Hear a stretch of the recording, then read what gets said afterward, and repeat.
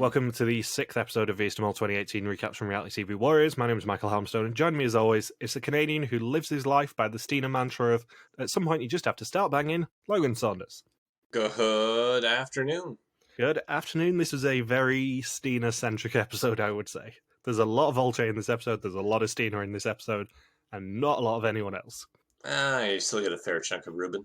You do get a fair chunk of Ruben. You do also get Jan's amazing faces in one of the challenges. Spoilers, that's the banner this week. But you don't get an awful lot of Simona, for example, which is odd, given she's the only one literally vulnerable at the end of this episode. Yeah, I'm very curious what production would have done if she did get the red screen. Yeah, I genuinely don't know where they'd put another non-elimination. I know we said this in the spoiler section last episode with Bindles, but I can't actually see another point where they would slip a non-elimination in. Like a natural way, you mean, to throw it in? Yeah, it would be very convoluted. I can't see a natural way for them to slip a non-elimination in to make it work without Olcay just going, well, we still want money. They'd have to say something like, you have a 6-sided die. If you roll a 1, 2, 3, 4, or 5, there will be no execution this round. Oh, you rolled a 6? That doesn't count. Roll again. Hot for dumber. I do love this episode, though, to be fair. It features one of my favourite challenges in the House Move Challenge, and also the culmination of, as I have mentioned before, one of my favourite running jokes of this entire season, in the, please, for the love of God, can we just have a non-elimination from production? Yeah. Especially with the way this challenge is structured, they really tilt the table. Oh yeah, there is no way that they were ever going to let them not do a non-elimination here, I think.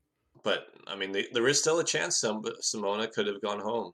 There is, but I wonder whether they would have stacked the screen so that the person with the red screen wasn't on there at some point. Let's do another round of questions with the green team. They just keep asking questions until the right person has been flipped over, and then it's like, oh yeah, challenge over. Yep. I think so. It felt unnatural for them to do 2 rounds of this. That actually may be the way to tilt this challenge, because there was only 8 screens that could have got flipped in total. So, yeah, it's odd to only do 6 questions for that side, really, thinking about it. There was actually no way to make everyone immune and give them all the money. So maybe that is how they rigged it. Just ask however many rounds in a row until you know that presumably Stines gets flipped. Yeah, I would assume so. So, previously the final 6 ran away to the circus trying to build a house of cards while being distracted by Olcay's favourite thing in the world, money. Ruben stole the treasurer roll away from Olcay and aroused suspicion when the treasurer got a special role in the next challenge. After Stina saw the most beautiful word search in the world, they failed to ask the right question of them all, but it was Luce who answered the most questions wrong and was sent home. And finally, after 6 episodes, they have left Tbilisi and will not be returning now. And they are now in Skatubo, in the southwest of Georgia. There are some really rickety-ass cable cars as Art does his introduction to the episode, and he says there was a lot of Bond intrigue. Jan was running around looking for bonds as Olcay's bond with Stina was tested by the lack of information coming from Stina. Now Luce has gone home, Ruben's bond is with Jan, thanks to the last episode. Were you fearing for people's lives like I was when watching that B-roll of the cable cars? I don't know if it's because I've also been in rickety cable cars around the world, but no, I was just thinking they were going to be safe the whole time. I mean, there's rickety cable cars, and then there is those cable cars, because they genuinely look like they were about to fall at any point. I know we mentioned this with the zipline challenge of ziplining between 2 Soviet buildings, but it looks very unsafe, that. If Ruben isn't scared, then I think we're okay. I think Ruben would have been very scared by that. And the episode title is the same as Logan's favourite novel in the 50 Shades of Grey series, Freed. And it is day 10, and Stina narrates as they leave Tbilisi, and there's lots of beautiful landscape. Ruben is obviously the one to eulogise Luce, and now has a bond with Jan, but he's worried that Jan's fanaticism is just an act, and he may be the mole. And when they have lunch, Olcay wonders which of the 4 will go home next, to their faces. Simona says she dreams of her victory. Olcay says she's having so much fun, she thinks the group all like her. Ruben points out that they haven't had a laser game yet, and Simona says she wants to shoot things. Yeah, she wants to shoot somebody. They don't have a laser game in this season, do they? Yeah, I was just thinking maybe Were they not able to pull that off in Georgia? It's like the only season without one in the past 15 years. I don't know. I'm going to actually have to consult Bindle's Guide because I don't think they have one. So I can think of a couple of challenges that they still have to do. No, I can think of 3 challenges, and none of them are lasers, and there's only 9 assignments left. No, I think there might be one. No, because it's the control room task, then the bridge, and then the train task. Is that the suitcase one, the train task? That's the cardboard boxes one. Then there is the choir one, carpool karaoke, and the whitewater rafting. And then there's the observatory, the larder quiz challenge, and then the final test. That's it. There isn't a laser game this season. Wonder how what down the cast was by the time they got to the end. There wasn't a laser game because it just even by that point it's viewed as mandatory. Yeah, everyone is obsessed with the idea of a laser game because everyone just wants to be Josh Nole and do little rolls. Yeah, do crash and roll and things. But they're not Josh. No one is ever going to be Josh. He's the male Olcay. Actually, can you imagine if they did another Renaissance season and Josh came back as the Czechia representative and Olcay came back as Georgia? I don't think they would bring back Josh. It'd probably be Charlotte. No, I think it would be Josh. Josh was incredibly popular, and everyone thought he was screwed, not just us. I think Josh is pretty much a lock for Renaissance too, if they ever did one. I'm just saying. If you look at any All-Star season of any franchise out there, you get some weird choices. We know that there are some underwhelming choices for All-Star seasons. Not mentioning any names, your own. But I think the only reason that Josh would not come back for Renaissance 2 would be if Josh said no. I think they want Josh back for Renaissance 2 if they ever do one. I would be very, very surprised if Josh did not come back for Renaissance 2. So they are taken to an old sanatorium for the first assignment. In Soviet times, it was a beautiful town, but has been abandoned since. There are 50 rooms in the hotel, and they have 20 minutes to open them all to earn €1,500. It seems simple, and it would be if it was for beginners, but they're over halfway through the season, so only Ruben as treasurer will be free to walk around. The rest will be locked in rooms, awaiting their freedom. I think this was another way that makes Ruben look more suspicious. The fact that it's now 2 consecutive challenges where he has a crucial role in a challenge. Oh yeah, you can definitely understand why everyone was suspecting him by this point, I think. Yeah, it's like, what, there's another challenge where he gets to decide the whole outcome if he wants to? You can understand why everyone was like, we can't have him be treasurer again. He's going to get more key positions. And appropriately, this challenge is another mole phrase, which is key position. Slittle posity. Except it's a pun this time. And I think this challenge would absolutely drive me nuts if I was in Ruben's position. Just the constant banging on the doors and people screaming your name. I think it'd give you a headache. Except for Stine, who was very tough to hear amongst all of it. She was, and I'd forgotten how funny that is, of everyone just kind of slamming on the doors and screaming Ruben's name, and Steen is just like, Ruben, can you let me out, please? Well, Please, Ruben. Same one there. Can anybody hear me? No? Can anybody hear me? No? Okay. I'll just sit here and read this newspaper. I mean, I love Steiner anyway. I love all of this Final Five, to be honest, but I love Steiner anyway.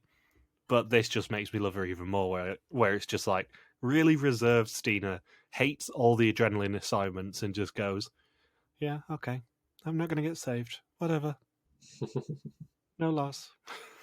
And then Simona says, waiting for Ruben is like waiting for Jack Nicholson in The Shining.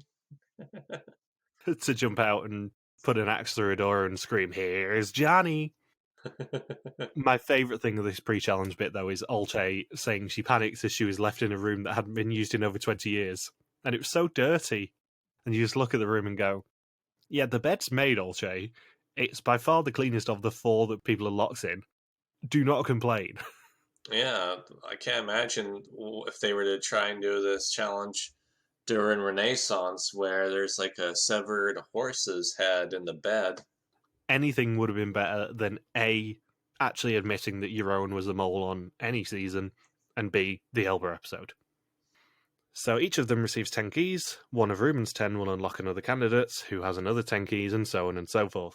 The other 9 on their key rings will unlock rooms with money, or yokers, or absolutely nothing. Jan resorts to yelling and slamming the door. Stina, however, as we said, does absolutely nothing. She barely even speaks above a whisper. Ruben has Jan's key, meaning he's now free. Jan asks what the room numbers for the others are. Ruben says 48 for Simona and 44 for Olcay. And it's actually 47A that Olcay is locked in. Jan finds €100 in 88B. Not 100 euros, it's 100 smackaroos. Sorry, Jan finds 100 smackaroos in 88B. And Ruben finds an envelope in 88A telling him that there is money in 83B. And absolutely nobody hears Stina rattling her keys. And then Jan frees Olcay from 47A, who frees Simona. They start tearing the rooms apart to find money. Ruben finds some more money. €100 again, I think. And Stina says that at some point she just has to give up and start banging. She's in room number 5, but Olcay doesn't have her key. In room 33, Ruben finds a note saying that there are 2 yokers in room number 3, and he then tries to find out who has the key to room number 3. Stina gets freed by Simona. She starts opening the rooms that they need. Jan finds himself a yoker in 46, and Olcay, given her love of money, sniffs out €100 in 69B. I like the whole conversation between Ruben and Olcay about room 3. Neither of them trust each other. It's just delightful by this point. Yeah, Ruben says to Olcay, I just need all of your keys. I just need to go to this one room. Don't ask me why. And Olcay says, no, we're gonna go together. And then Ruben says, but we shouldn't go together because and then Olcay just calls him out on it right away and says, "You're wasting time, Ruben." What are you hiding? Yeah, and then Ruben's like, "Ah, damn it. Well, at least if I get out in front of her, I can probably get the 2 yokers." And then they have to run into Jan too. So Ruben's subtle plan of trying to get all of Olcay's keys to go by himself actually ends up with all 3 of them going into the room together. Yeah, the brilliant thing is that Jan then runs defense for Ruben and just drags Olcay out of the room and doesn't even acknowledge it. Yeah, Jan's always good for things like that. And then Ruben's able to find the 2 yokers on his own anyway, but all that unnecessary stress probably took a couple years off his life before that. It also probably makes Olcay suspicious of Ruben's motives, therefore initiating the body search. When Ruben refuses the body search later, it then means that he loses his treasurership. Because nobody trusts him when he refuses not to expose himself. So in 61A, Simona finds a yoker. In 61B, Olcay finds €100, but misses the €500 that is also hidden in that room. Olcay and Jan start bickering over who found more money, and Stina goes missing long enough for the time to run out. And Jan spots that Simona has a yoker on the way back down. It looks like a yoker, Simona. Good for you! Good job. So Ruben has €100, Jan and Olcay both have 200, Stina and Simona both have nothing, meaning they earn €500 of a possible 1,500 for the challenge. Stina didn't find anything, eh? No, wonder why that was. Because she's Stina? Yeah, it's not spoiling anything to say Stina was my number 1 suspect this week. Because Stina does nothing. I think it's Olcay who says it best later in the test when she says, yeah, Stina actually does genuinely nothing in most of these challenges. And I'm like, yeah, I agree with that. That's why you're my number 1 suspect. It's just funny just how watching these episodes, I'm thinking, man, we're 6 episodes into this rewatch, and I can't recall any of Stina's contributions. No, she genuinely doesn't do anything. She stays in the background so much and kind of is very reserved, I would say. Not in the same way Jean-Marc is, obviously, but she just kind of stays in the background and watches people, and it's interesting. Especially with how did she get this far? How did she last beyond episode 6? Luck. That's how. So, in a scene I'd completely forgotten about, but adore even more because it adds to her character, Olcay does insist on the body search because she doesn't trust anyone.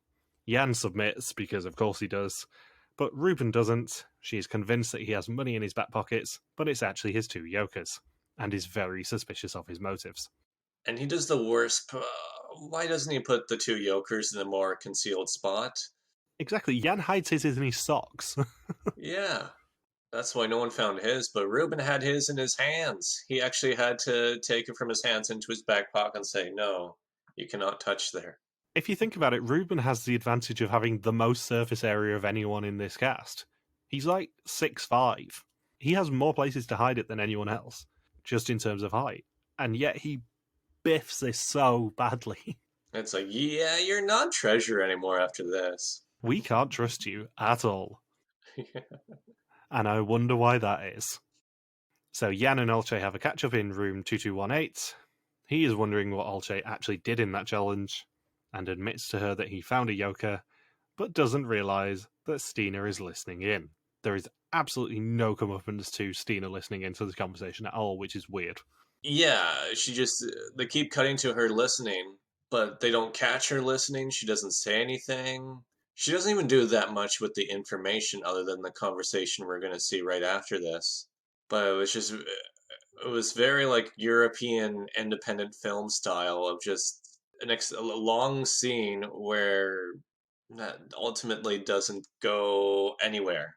It's like, what's the payoff for this scene? Is it just that it's hilarious and just full of character moments where it's Stine in the background listening, and then Jan and Olcay going through their odd sexual tension that's built up over the past couple episodes? Do you think they put this in just to give evidence of the breakdown of Stina and Olcay's bond? Yeah, I would say so. I mean, it's a very good visual for it, right? Stine's on the outside listening at the door, and then Olcay and Yan are clearly bonding very, very well here. And talking about how they want to get rid of Simona and Stina so that they and Ruben can be the final three. Yeah, and presumably they're saying that because they are both acting like Ruben is the mole. Yeah. The best thing about this, though, is the fact that this is really the start of, as you said, the slight sexual tension between Olcay and Jan. When I watched this the first time, I did think that they were going to end up being in a relationship post-season, because you can cut that tension with a knife at some points from this episode on. Yeah, well, as soon as this scene aired, I'm thinking, oh, okay, because in my mind, when we first started doing this, I was thinking, aren't Olcay and Jan really close? And even when they started trying to form an alliance, it didn't really go anywhere the past couple episodes. But this episode, once I saw this scene, I was thinking, oh, okay, this is when it starts. This is when they're inseparable between now and the end of the season. I mean, the main evidence of this is the bridge challenge in the next episode, where you really can cut the tension between them with a knife. There is a lot of unresolved tension between the two of them in that challenge. And then, of course, the follow up to this scene is hilarious, where Stine keeps questioning Olcay about her bond with Jan, saying, "Oh, I think Jan's coming in between us. I think," and then telling Olcay, "I think Jan's willing to do whatever he can to get to the finale." And Olcay just goes, "Yep, yep, you're right," and then just has this completely brutal confessional where Olcay says, "I'm not yours, Stine. I can talk to other people, and I like Jan more than you anyway." Well, the best bit about this is the fact that we somehow learned that Jan stole Emilio from Stina. Oh yeah, that was the other part of their confessional too, where Stine's like, "Yeah, Jan already stole Emilio from me at the start of the season, and now he's gonna steal Olcay from me." It's just weird. Like, we had no evidence of those two having a bond outside of being together in the first episode. And now Stina is still 10 days in, really, really bitter about Jan stealing her bond from her. I guess Stine just viewed Jan as this really disruptive force in the group, just really making her game a lot tougher than she was hoping it would be. She must have been good with Emilio for at least the first day or two until him and Jan got super close. And then I'm sure after listening in at the door, Stine got a pretty good idea where things stood after that. She was having deja vu. Shows you just how good of a social player Jan is, though. Oh, yeah. I mean, Jan is one of my favourite people ever to be on Vidum, I would say. He's really, really fun as a character and really, really good as a game player. Yeah, he's a very charming individual because he's went from Emilio, I kind of had a bond with Ruben for a while, and then really zeroed in on Olcay. And then Ruben just opts to pull in Simona for an alliance, and now it's Dine who has nobody aligned with her. The other two pairs are just sharing tons of information. I was actually surprised that Simona dove into her alliance with Ruben as much as she did. I know I mentioned this earlier in the season, but I'd always remembered Simona and Stina as being pretty friendly. But we get vibes of them hating each other again. It's just odd. I'd always remembered them as being a bond rather than Ruben muscling in there and getting a bond at Final Five with Simona. Yeah. So Olcay and Stina agree that Simona would be the perfect mole candidate. And then we cut to day 11. And they're in a village called Sukchai, which I believe is a tribe from Survivor Thailand. I was about to say Sukchai.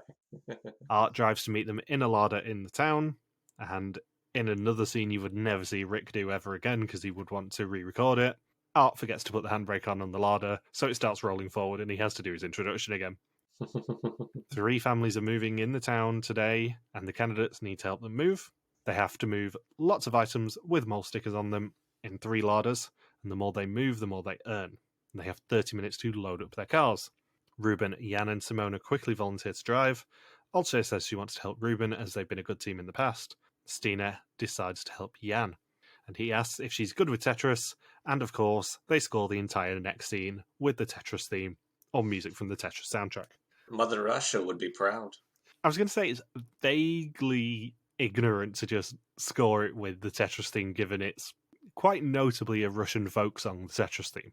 Yeah, and do that in the Georgia season. It's quite ethnically ambiguous. One reason why I like this challenge because it always makes me think of the Mr. Bean sketch when he has all this stuff packed into his car and he has to drive from the roof. I just really, really like this entire challenge. I just have visions of the producers going around and going, right, so we need to find a random Georgian village that's going to let us drive larders around with all of their possessions on top of them. Then we're going to have to convince the homeowners of those items to get in the cars themselves. Potentially get a chair leg poking out their eye. Yeah. There's just so much that could have gone wrong with this challenge from the Georgian side. And it's a challenge they really couldn't have done anywhere else, I don't think. Yeah, not too many places where you're going to find cars like that, other than, say, other former Soviet countries. Yeah. It's just a very Georgia challenge, I would say. And I do like it when they manage to come up with challenges that you genuinely would never do anywhere else and could never do anywhere else. And it also really helps that this Final Five can carry a season. Maybe not Stina as much, because she just kind of slinks into the background and is very quiet with this sort of stuff. But the other 4 can bring it in any challenge, and really bring it in this challenge. Stina gets the first solid quote of this challenge saying, "It was a classic Georgian house with old crap." I slightly love the running joke this season of them just ever so slightly disparaging Georgia as a country. Because if you think back to the zipline challenge, Jan is not kind about the Soviet district. Yeah, he refers to it as a ghetto and basically implies that it's a shithole. And then we have it again here with Stina going, oh, it's such a classical Georgian house and full of old crap. If it was any other country, they would be referred to as antiques. And then Stine and Jan start working on the house, and 2 minutes in, Stine's like, I'm going to go help Simona. You're boring me now, Jan. You just deal with your own one. Yeah. I'll just leave you unattended. Yeah. You're wearing watermelon socks today. I can't deal with that. I do wonder how many great socks Jan brought with him as well. Because we saw the pineapple socks a few weeks ago, and now we have the watermelon socks. He just loves a bright sock. So Jan and Stina's house, as you said, is right next to Simona's. Olcay and Ruben are on the other side of town, and Olcay said she thought the challenge would be easy until she saw the stuff that they had to move. After 2 minutes, Stina says she's off to help Simona and runs next door, as it turns out that Jan can carry everything himself. Ruben requests that if he ever moves, can Olcay help him as she's good at it. He, however, has no idea how to put the straps together that they're using to tie stuff to the car, and they do end up just putting a knot in it. Jan says that when he was little, his dad would load the car and it wouldn't fit. His mum would then load it, and they would get into a big fight, but they'd eventually get over it by the time they got to the bridge. Stina runs over to help Jan with his knotted rope. Simona inspects, and a dining chair falls off Jan's roof. And then Art turns up to ruin their day. They will get €50 for each of the 5 new items with a mole sticker moved, but they can earn an extra 250 if they move one of the householders as well. And they have 15 minutes to repack. And in another brilliant Olcay is completely tone deaf to everyone else's feelings scene, she slams the door on her chest repeatedly right in front of the householders. And yeah, or slams the car door, nearly breaks one of the locals' arms that was sitting in the car. I think she slams that door a good 4 or 5 times on the same item, and then she's just like, oh, sorry, didn't see you there. And Simona and Ruben manage to take the householder, but Jan doesn't. Instead, he wants to carry a dining chair with his arm outside the window. Olcay breaks her nails and says she really needs a pedicure after this challenge. Yeah, even though it should be manicure, surely. Yeah. She still wants a pedicure regardless. Something else I noticed as well, if you look at the values of the items, it doesn't add up. Because if we assume they're telling the truth about there being 5 new items each worth €50, the maximum they can earn this challenge is €1,500 according to the graphic on the screen. But it isn't, because there's 5 new €50 items with a mole sticker, so that's 250, plus 250 for the householders that get moved. So that's 500 in the 3 teams. So that's your €1,500. So what was the value of the other items with the mole sticker on them? Maybe it was actually 0? Yeah, the only way it could work is if it was 0 and they were just... The first 30 minutes was a decoy. Yeah, the first 30 minutes was a decoy, in which case it's a very disingenuous challenge. Maybe it was like an unaired dilemma, where it's like, hey, you have a chance for more money if you choose to do an alternate part, and they just edited that discussion out. Yeah, maybe. You gamble the money you've got in your cars if you can fit the others on. That's my thinking anyway. Otherwise, this is an odd. There's definitely a detail that was not communicated. There's something we haven't been told in this challenge, definitely. Not that it affects the challenge in the slightest, because it's essentially pure character scenes. But there's just something missing. And Yan intentionally packs the car so full so that no Orgians could fit. I mean, I'd forgotten how good Jan's reactions were in the entire scene, where he's just like, yeah, I'm not going to fit a householder in here. One of them is our banner for the week, where he comes out of the drive and he's sticking his head out the window, just looking absolutely gormless. Just going, oh shit, what have I done? So Olcay runs alongside Ruben's car, and Irma the householder starts singing Georgian songs to Ruben. And he basically says, stick a fork in me, I'm done, this is the best thing ever. Or as they say in Holland, put a ribbon on me, kiss me, and off I go. Yeah. This is another really sweet Ruben scene, I would say. Without spoiling anything, this is a very interesting edit for Ruben to get. I'm glad that Irma started singing local Georgian songs and not my neck, my back. I would just love it if Irma turned around to Ruben and started busting out Sir Mix-a-Lot. Soldier boy up in this hoe, watch me crank that, watch me roll. Superman that hoe, watch me you. There's just something about the mental image of a sweet, middle-aged Georgian lady singing gangster rap songs. Yeah, it's like Scary Movie 4 with the bedtime scene. Can you sing me a bedtime song? Oh, I don't know any bedtime songs. Your mom usually did that. Oh, she's a bad bitch. She's a bad bitch, but she ain't no hoe. So Simona does make it to the new house with a lot of smoke from the brakes. She nearly set the larder on fire with the brakes. Jan's chairs start moving, and he ends up driving while holding the chairs in place and missing Ruben's car by about a centimetre. The footage for that is insane. How do they not crash into each other? That should have happened. How? Just the way they were angling towards each other, I'm thinking, did they crash and have completely forgotten? Because if they crash, even if it was just like like they lightly hit each other and completely ruined both Ladas, that would have easily been a top 5 all-time Vidum moment. Overpacked Ladas with furniture and people crashing into each other in the middle of the street. It's genuinely a little bit terrifying to just see how close they came to killing each other. Yeah, even after they pass because they're panicking, they're honking, and afterwards they're both thinking that had to be 1 centimeter at the most that we missed each other. Even on the footage, it's you almost want to call it a tie. You think maybe they did scrape each other just the tiny bit. We would have heard it. Yeah, if it is two cars driving by. There's no way two cars can touch each other without you hearing it. But whatever is the smallest possible measurement for two things to not come into physical contact with each other, I think that's what happened with those two Ladas. Yeah. It had to be like 0.0. I would maybe one centimeter could be generous there. It was a nanometer apart. Yeah, I'm still impressed that they did not crash into each other. Do we exchange insurance? So they park up, and Jan just about survives. They earned €750 from the items, as well as €500 for transporting the owners, so €1,250 of $1,500 for the challenge. And following this challenge, they have another treasurer conversation. Ruben has been treasurer for 2 days, as was Olcay, so Simona wants to swap it again. And everyone basically just decides, without Ruben even needing to care, that he is not being treasurer ever again. And Simona and Jan volunteer. They decide upon Jan, who says there are only 2 reasons for becoming treasurer: if everyone trusts you, or if everyone wants to test you. He says the money will be safe and sound with him. And they head back to Scaltubo for the afternoon.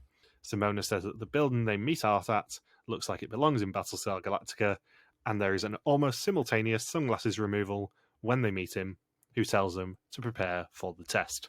4 out of the 5 people are wearing sunglasses. All of them take them off within about a second of each other, and it was almost very impressive. It's very MIB. Their last and only line of defense. And Olcay says she's confused at it being only 2 challenges pre-test. They are owed 3 challenges every time. And Art only said test, not test, and execution. It is now time for the test. 20 questions on the identity and actions of the mole. Whoever knows least is out of the game, except for the mole who can never go home. Jan and Simona have 1 Joker each, Ruben has 2, and Stina has a black exemption. And the test, as I said, takes place at Scaltubo. Stina says in this phase of the game, scores are important. She doesn't think any Jokers exist, and can stop anyone getting an advantage anyway, thanks to her black exemption, which she plays. Jan suspects Ruben, who wanted to be treasurer and got 2 assignments where the treasurer is in a key position in 2 episodes, and he plays a Joker. Ruben has to start all over again. He thinks that Jan's fanaticism is real, so it's only Stina, Olcay, or Simona who could be the mole. Stina does things that he thinks cannot be right, but is Stina, the philosopher, the children's book author, the mole? Olcay does weird things, but is she moling or just being an over-the-top mole? And he plays his 2 Jokers. Olcay says Stina never lies, it's just not her. Simona would be a good mole, she's too lazy to bring anything in, and always knows everything, which seems contradictory. Olcay is savage in her test confessionals.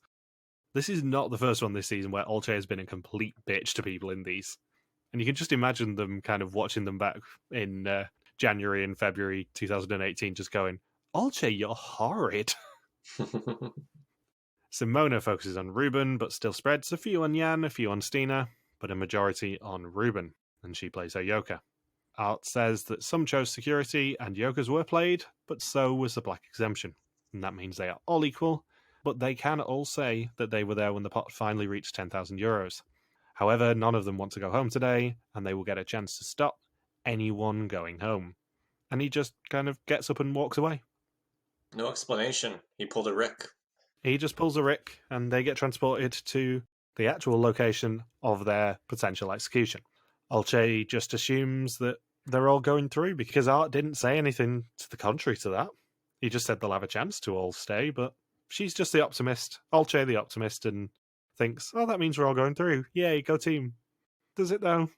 Well, yeah, but at this point, does it? We don't know. Art says to us that they will get the chance to earn money or eliminate screens. Last time they got the choice, they chose the money, thanks to Olcay. But will they do the same again? €810 is different from €10,000. Yeah, at this point, they are over the Czechia Barrier. They can at least be a little bit calmer about whether they need money or not. Is the Czechia Barrier equivalent to the Mendoza line? Instead of being above or below 200, if you're above or below 10,000, That depends on your success for the season. Yeah, it's basically the Ashby line. As soon as they get over 10,000 euros, they're famous enough to be brought back. That's all they care about. So, Art says to us, they'll get the chance to earn money or eliminate screens. They are taken to the Medea Sanatorium for their final challenge, and Tyler Perry is indeed waiting for them before you say it. Damn it. At the top of the stairs, they will find 2 identical boards, except for one thing. One of them is green, one of them is red. 5 of the boards have their names hidden, and 3 have money. To eliminate a screen or earn money, both boards need to be matching in green. Art will ask them quiz questions. If they get them right, they can turn a red piece green if they're on the red board, or not have to make a green space red on the green board. And they choose Ruben, Jan, and Olcay to play on the red board, and the dream team of Stina and Simona on the green board. I hear if you get it wrong and have to turn something from green to red, then you lose 3 coins. In any other situation, I think they probably would have said any red money that's visible will be taken out of the pot. But because of this team being so gung-ho on money, that would have then made them all go for money. So therefore they had to slightly amend it to say, you're just blocking the 500 euros being earned if you have it red. Yeah, no penalty. Plus, it's an extra incentive to make this a non-elimination round. Well, that's what I mean. If they'd said, if that 1,500 euros is still red at the end, it's getting taken out of the pot, then everyone would have gone for money, and you probably wouldn't have had a non-elimination again. Essentially, they had to design this challenge to, in a not-so-discreet way, tell the contestants, please just take the non-elimination. We need to have one. Don't make us force a really random scenario where none of you get eliminated next episode. They had to make this challenge Olcay-proof, basically. Yeah. Oh, yeah, I guarantee if that money would be taken out of the pot, Olcay would probably murder anybody who didn't swing around those euro notes before, when it was their turn. Yeah, if you think about it, Olcay was the only one of the 5 when they were discussing tactics to go, no, I still want to go for money. I don't really care if someone goes. I want to go for money. Like, Olcay already was playing for money. She doesn't care about anything else, and she would have convinced everyone to keep going for money. Literally the only way they can make them go for the screens is if they say, yeah, you're not actually going to lose any money if any is in the red at this point. Which actually reminds me, I really have no interesting notes on this challenge except for the one bit where after Olcay, Ruben, and Jan all have green screens, Jan then gets a question right. When it's his turn, he goes to flip over another screen, and then Olcay just looks at him all bewildered, saying, that doesn't make any sense. You should have gone for the money at that point since all 3 of us are immune. Yeah, she does. She's just like, I don't really give a fuck if Stina or Simona go. We're working as a team here to try and make sure we're the final 3. Why are you costing us money? Yeah, because Olcay says that was just... Olcay looks at him as if that was really suspicious and a pointless thing to do. It's like, we already achieved our objective of making sure the 3 of us are immune. Well, what the hell is this yet? How would you play this challenge as a mole or a candidate? It's tough because it almost seemed like it was some sort of unspoken rule amongst the contestants that they're all, well, except Olcay. That's like, okay, I guess we'll all just be nice to each other and make sure we all get 2 or 3 more days to play in Georgia, especially when it was a very low risk situation. So I guess, I mean, if you're a contestant, you want to keep flipping screens to make sure you're safe, and then maybe after that you go for the money per Olcay's strategy. And if you're the mole, you're going to want to keep flipping screens anyway and not flip to rescue money. Yeah, it goes back to something that Olcay actually said in Confessional last episode, which is the best way to smoke out a mole is to all work as a team and just go for the money every time, because then the one person who doesn't go for money is more than likely the mole. And I think she was definitely trying to test people in this challenge, because from a contestant point of view, assuming Olcay is a contestant, from a contestant point of view, you go, well, once I'm safe, I don't care. I can just live with it if someone goes home still. But at that point, you just go for money. Whereas a mole is always, every time, going to go for the exemptions and keep as many people in as possible, not only to stop money going in the pot, but to ensure that they have a little bit more cover. Even though this mole is pretty well hidden even in Final 5, I would say. Yeah. Skirting around the edges of us spoiling things, this mole is quite well hidden still. Everyone seems to be on different people. No one seems to have a group consensus on who the mole actually is at the moment, which in some seasons you do really get, They only say, it's probably not Stine. unlike me at the time. So they discuss tactics. Obviously, Olcay would go for money, but everyone else wants to go for the screens. Ruben is asked how much money could be earned by exchanging money at the market in episode 2. The answer is €1,000. He's correct and turns Jan's board and reveals what happened to Jan when he comes down the stairs and gets a bear hug out of it. Simona is asked how much money they called out for in the first assignment as a team. It was €5,000, and she doesn't have to turn a board because she's correct. Jan is asked which one person did not switch seats during the this challenge. He answers Ruben, which is correct, and turns Olcay's name, but says he's tempted to turn for money, but is scared of the repercussions of someone blocking his screen. Stina is asked how many meters they dug in the Jean-Marc Memorial Challenge. It is 29.6, and she's wrong with her guess of 29 meters. She has to turn a board, and turns a €500 board, wasn't taking a risk, and turning a candidate. Olcay is asked which candidates still in the game were caught in the Time is Money challenge, which was the Pac-Man game in the Georgian village. She is the answer. Simona finds it weird that she doesn't remember. She answers Stina and cannot turn a board. Ruben is asked which 3 candidates from the remaining 5 took minus money in the Crosswalk of Temptation. The answers are himself, Stina, and Simona. He's correct and turns his own name. Simona is asked after which assignment did they finally earn some money off art, and the answer is Time is Money. She is correct. Jan is asked on which seats in the circus they could find money, which was 1 and 8. Simona says she'll kill him if he turns money now, and he jokes that he took money, but actually turned Stina's screen. And Olcay, as you said, doesn't understand why he didn't go for money. Stina gets another really hard question and is asked how much money was in the pot after the beautiful word search challenge. The correct answer is €8,450, and she says 8,400 and has to turn a screen. That's a brutal question. It is a brutal question, but yet again, Stina gets the really tough, remember this exact amount of maths question, and yet again is very close, but then wrong. So you can kind of see why I suspected her at this point, I think. From a mole point of view, you probably want to be on the red side and start turning the money as soon as you keep getting questions wrong, just to stop it going in the pot regardless. Yeah. Olcay is asked the final question. If she's wrong, only Simona will have to see her screen.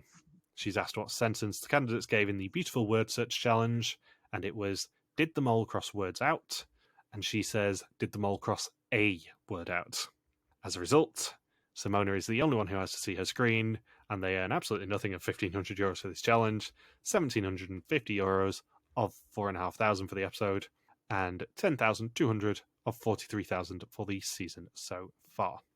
And as I said, Simona is the only one to see her screen. It's green, and the producers finally get their wish of a non-elimination episode. And Jan did tell her before the screen was revealed not to leave them, which she didn't. Don't leave me, man.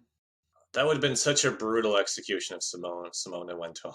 It would have been very, very funny just to see the producers' heads fizz, basically. One person looks at their screen, and that person had the lowest score.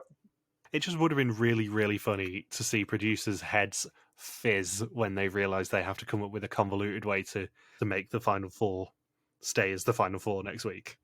It would have been really, really funny. Yeah. So next time, the final 5 face the control room and 5 mini assignments and can keep an eye on each other. They have to set out to paint a bridge, try and ply everyone with vodka, and they make a very special train ride before someone goes home. So, have you got anything else you want to say about the episode before we talk about what the mole did? No, we covered everything. I agree. So thank you for listening to our VS Mole 2018 recap. We will be back next week to continue the hunt for another old mole in Georgia. Don't forget you can contact us on Twitter, Facebook, YouTube, or Instagram, where we are RTV Warriors, or you can email us on contact@rtvwarriors.com. Logan is on Twitter at Logsubquacky, and I am MJ Harmstone. Thank you as always to Marika for the subtitles. We'll see you next week. Please stay tuned for what the mole did. Peace out and just chill till the next flavoring.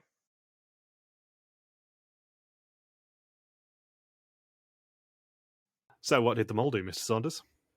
The mole did quite a bit this episode, if I recall correctly. I mean, Jan was completely unattended during the moving challenge. Which is very silly. Stine's like, I'm gonna go help Simona, and Jan's like, okay, I guess I'll just screw everything up. I'll fully pack the car so no locals can fit in. Yeah, that's the thing. He deliberately didn't take an owner and was the only one to get away with doing that. But also on top of that, he packed things really badly so they didn't fit together properly. He was the only one not to take all of the money items, which is a hella suspicious thing that he somehow managed to get away with. I think that sums up Jan's legacy. Getting away with hella suspicious things and still have everyone suspect Ruben instead. Yeah. The really interesting thing is this is the first week where I actually started suspecting Jan properly again after week 1. Because my order was Stina, Jan, Ruben, Simona, Olcay. And it's the first time he actually appeared outside of episode 1 in the Bothers Bar suspect list top 3 as well, which was Simona, Olcay, and then Jan. So we're getting to the point of the season where everyone starts looking at Jan just a little bit. And by next week, spoilers, he does end up being the number 1 suspect for both me and the Bothers Bar suspect list. Well, I mean, it was Final Four at that point. Yeah, but he ends up being number 1 next week for both my list and the Bothers Bar top 3s. It's tough to believe Olcay is mole when she's doesn't really do anything suspicious. Stine, of course, he can't take too seriously after another episode. Now, by this point of the season, I was kind of going for Stina just out of necessity, going, I don't want to believe that I've been wrong for so long again. Even though Jan was always kind of bubbling under, kind of always in my top 3, he was only number 1 in weeks 1, 7, and 8, I think it was. And if I recall correctly, Jan just blatantly ignores money during the first challenge, during the key challenge. He goes straight for the Jokers and blatantly ignores everything else. I like how even Ruben, who is a genuine contestant, isn't able to put as much thought into concealing the Jokers as much as Jan did. Yeah, that's the thing. Jan obviously knew he was going to try and do that, and yet he really is so much better. Even though he's like half of Ruben's size, he's so much better at getting things past people than Ruben is. Jan has just run circles around the cast in general from day 1 all the way through to the end of the game. I honestly cannot wait to be able to properly talk about what Jan did in the season as a whole, because Jan is maybe my favourite mole ever. He's just so good at being sneaky. And then he gets to be treasurer too, because Ruben was viewed as, everyone just presumed Ruben was the mole, so like, we need to take the role of treasurer away from the mole and let the mole be treasurer now. That's how much people still trusted Jan at Final 5. At Final 5, they're like, yep, Jan, you get to be treasurer. Olcay will never suspect Jan again as of this episode. He just completely charmed her into that alliance. It is mind-boggling how good Jan is at sneaking things past people, especially Olcay. And you would think that Stine would be the one to suspect Jan the most, considering she's lost 2 of her bonds to him, and yet she's the next one executed. She doesn't suspect Jan at all, despite all of these actions and all of these huge clues. No, it's just absolutely mind-blowing that he's such a sneaky little shit and gets away with it constantly. And I guess and part of it is, yes, Jan is a really good mole, but Ruben is probably the best shield that any mole has ever had. Because I think this episode, Simona, Stine, and Olcay all put Ruben as their mole, and I think all of them do that till the end of the game. And the fact of the matter is they only survive because they're on a mole who's male. Yeah. And I don't even think that Ruben's on Jan this week. I think next week's the first time he's on Jan. Yeah, and that's episode 7. Because, even Ruben during this episode is like, I still think Jan's fanatical behavior is genuine. And he said, I'm not really considering Jan. I'm considering Stine, Olcay, and Simona.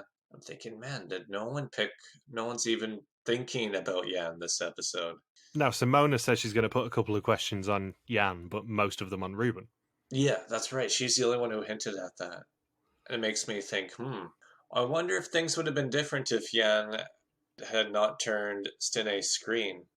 What would happen if Stine was executed? Would he be even more concealed? I think it could have been Ruben this week, because if you think about it, if Simona, Stina, and Olcay are all on Ruben, then they automatically get the is the mole male or female question correct, whereas Ruben is the only one who's on a woman. So he automatically loses points straight away there. Yeah, I guess there's a shot that Ruben could have gone, and maybe Jan goes the whole season without being detected. Yeah, I think genuinely we could have seen Ruben go this week, as heartbreaking as that would be, because this week's really the one where you start seeing Ruben's winners edit coming through. As much as obviously we're talking about what the mole did in this section, this is really the point where you go, yeah, Ruben's getting a good edit now. Ruben's getting a real good edit now. Just from the Irma singing Georgian songs to him thing.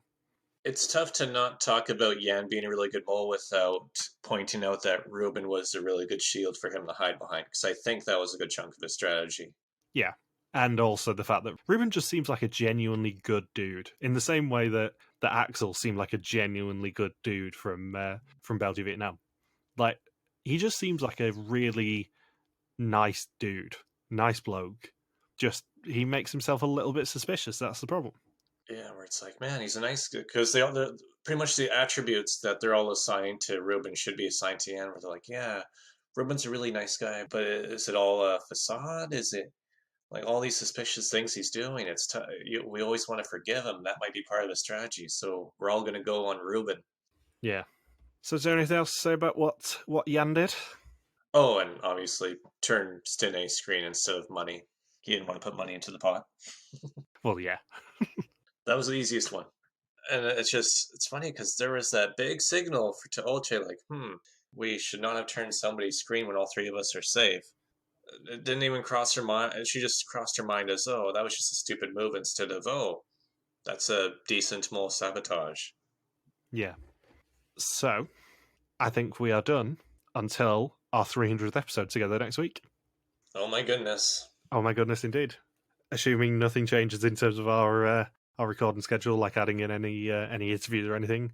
Next episode is our 300th together. Will Tony Hawk be appearing like in Simpsons' 300th episode?